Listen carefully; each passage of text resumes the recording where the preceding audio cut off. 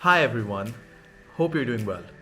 Alright, so this is a video that's been long in the making. I've been wanting to make this for a couple of weeks, months actually, and this will be my opportunity to just impart some of the wisdom that I've acquired from giving Ielts.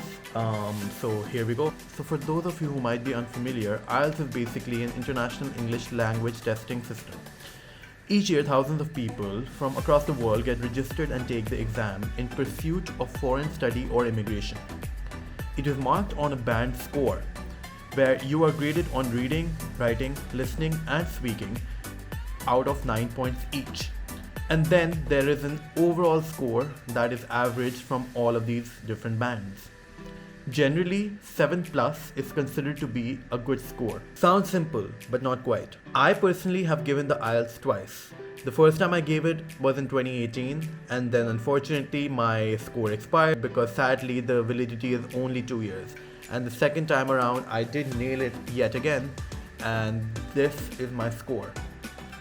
So I'm just gonna focus on the score bit. So I scored in 9 in listening, an 8.5 in reading, a 7.5 in writing, and an 8.5 in speaking.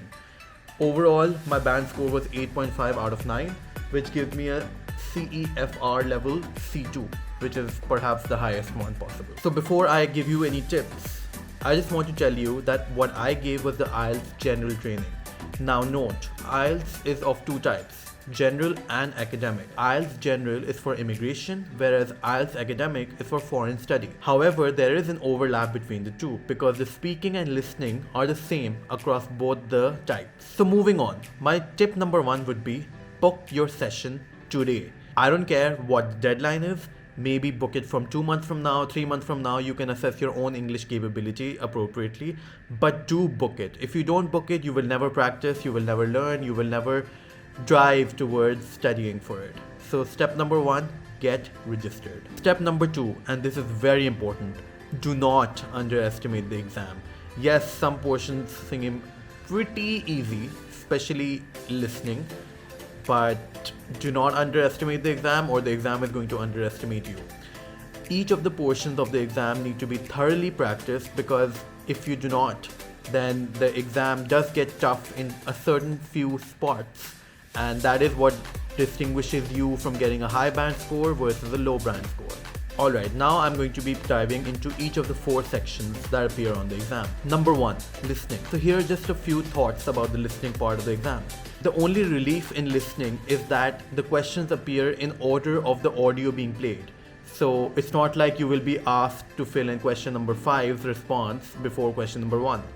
They do go in sequence, so that's a relief. However, what is not a relief is that the audio is being played only once. So if you miss out on a certain portion or you zone out, you are done for. There are numerous sample listening tests on YouTube, so I would recommend that you do at least 10 of them before going for the actual exam. Remember, the audio has a tendency to touch on all the answer options, whereas there's only one correct one. So for example, the audio might say, while Susie enjoyed playing on the swings and swimming in her leisure time, she now is an introvert who just likes to read books. So the answer options are clearly reading books, swimming, and playing on the swings, whereas you know that the correct answer for her current hobby is reading books. Synonym understanding is my next tip. So the question might say, Tom is feeling quite fatigued today, whereas the audio being played will say,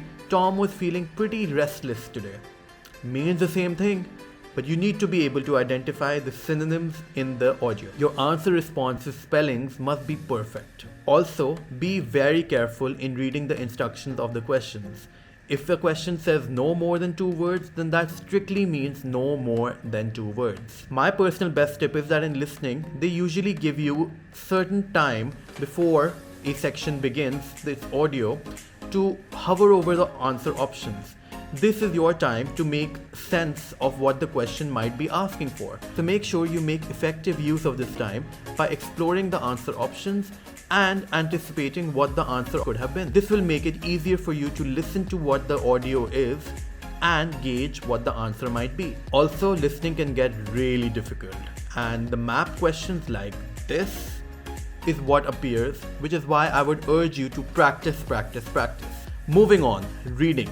Reading is something that gets progressively difficult during the test. My tip is to underline the keywords in the questions and then search for the same words in the text. I like to call this the Control F technique, where you're basically searching for the keywords in the question, looking for them in the passage, and then identifying what the answer could have been.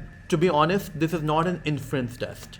You are not required to understand what the author could have meant by a certain passage. You just have to find the answer and insert it in the question. Some of the questions on the reading are progressively difficult and may take up much of your time. Examples of this include paragraph location, pick from a list, and a summary question.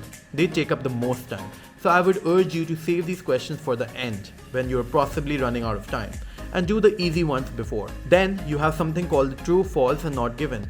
Remember, true and false is what is explicitly true or false respectively, whereas not given is where you do not have sufficient information to decipher if that is in fact the case or not. Also, there is a set of questions called topic sentences where you will be required to give a topic to each paragraph in the passage. I would urge you to do this question right at the end, and a tip for this is just to read the first line, at most the second line of the paragraph, and the last line to get a semblance of what this paragraph could have been talking about.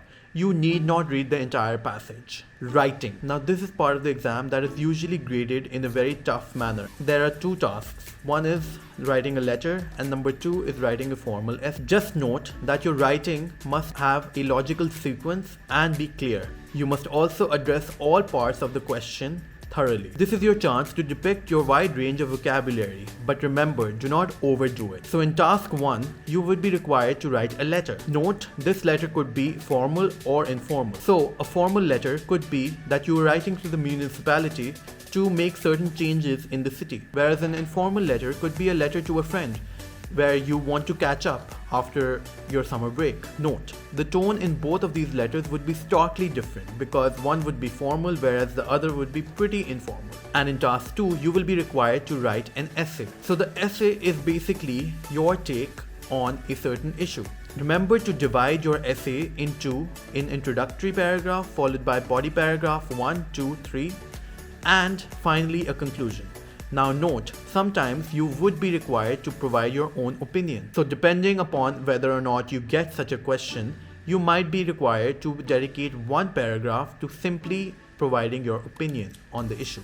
My biggest tip for this section would be opt for the computer delivered test because like me, if you have a fast typing speed, you would be able to utilize the time most effectively. Personally, when I was doing the writing section, because of my high typing speed, I was able to save much time to review my essays before submitting them.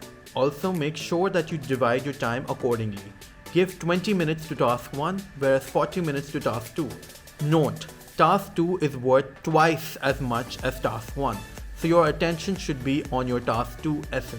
And then you have the speaking test, one which is pretty daunting to most, but really not that difficult. The entire section is going to last 12 to 15 minutes and will be a real conversation between you and your examiner. The conversation will be recorded by your examiner from the moment that you enter the room. So every moment counts. From the moment you step in, from the initial knock on the door to may I come in, then the examiner is going to ask you for your ID documents.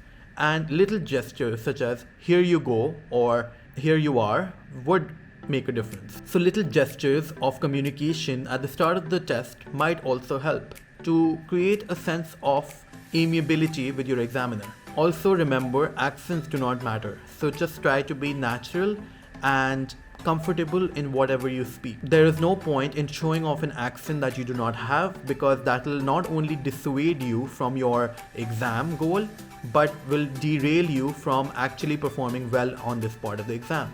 My biggest tip in this section would be do not give short responses. Give well-rehearsed responses, and now I know this sounds difficult because you do not have much time and you are literally having a real-time conversation. So for example, if the examiner asks you, do you like to write emails? The answer, which is a no-no, should be yes.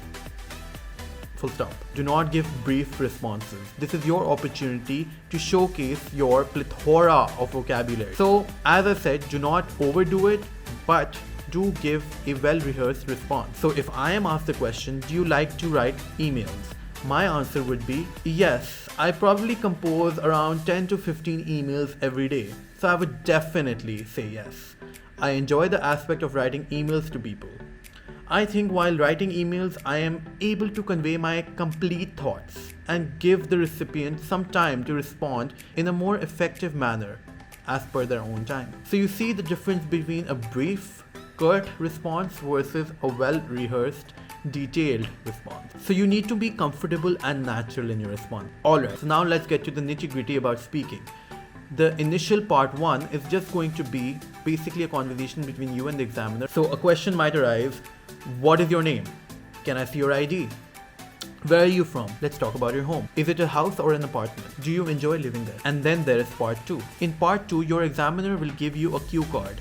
These cue cards will have 3 statements on them on which you're supposed to be building upon. Now this cue card could be having any topic imaginable. So make sure that you use the time effectively to just scribble down some of the key words, not sentences, key words that you want on your cue card note. And when the time comes, you will be required to speak on this at length. Talk about an instance where you decided to wait for somebody or something. Part 1. What did you wait for? Part 2. What did you do while waiting? And part 3. How did you feel about it? So you might want to pause the video and just have a go at this. This is a cue card sample from the actual exam.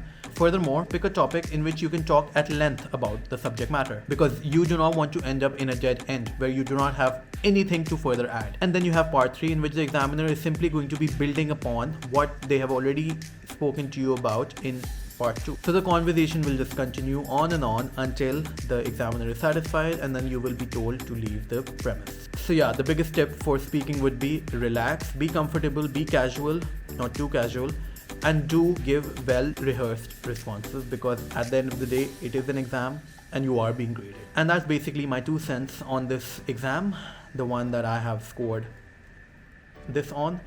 And for references and resources, yes, number 1 is YouTube practice tests for reading and listening. That's what you can do on YouTube.